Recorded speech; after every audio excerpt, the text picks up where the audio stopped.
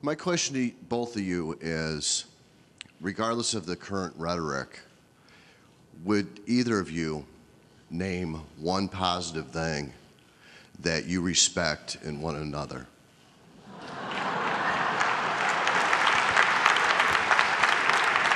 Mr. Trump, would you like to go first? Well, I certainly will, because I think that's a very fair and important question. Look, I respect his children. His children are incredibly able and devoted, and I think that says a lot about Donald.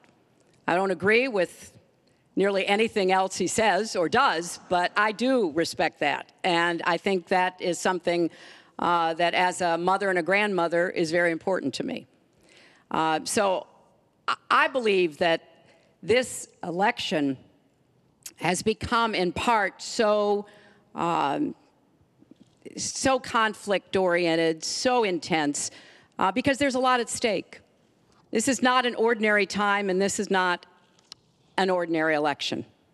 We are going to be choosing a president who will set policy for not just 4 or 8 years, but because of some of the important decisions we have to make here at home and around the world, from the Supreme Court to energy and so much else. And so there is a lot at stake. It's one of the most consequential elections that we've had. And that's why I've tried to put forth specific policies and plans, trying to get it off of the personal and put it on to what it is I want to do as president. And that's why I hope people will check on that for themselves, so that they can see that, yes, I've spent 30 years, actually maybe a little more, working to help kids and families, and I want to take all that experience to the White House and do that every single day. Mr. Trump.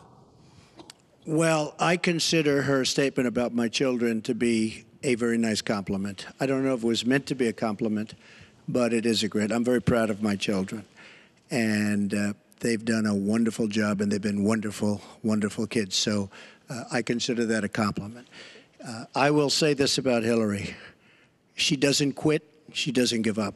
I respect that. I tell it like it is. She's a fighter. I disagree with much of what she's fighting for. I do disagree with her judgment in many cases. But she does fight hard, and she doesn't quit, and she doesn't give up. And I consider that to be a very good trait. Thanks to both of you.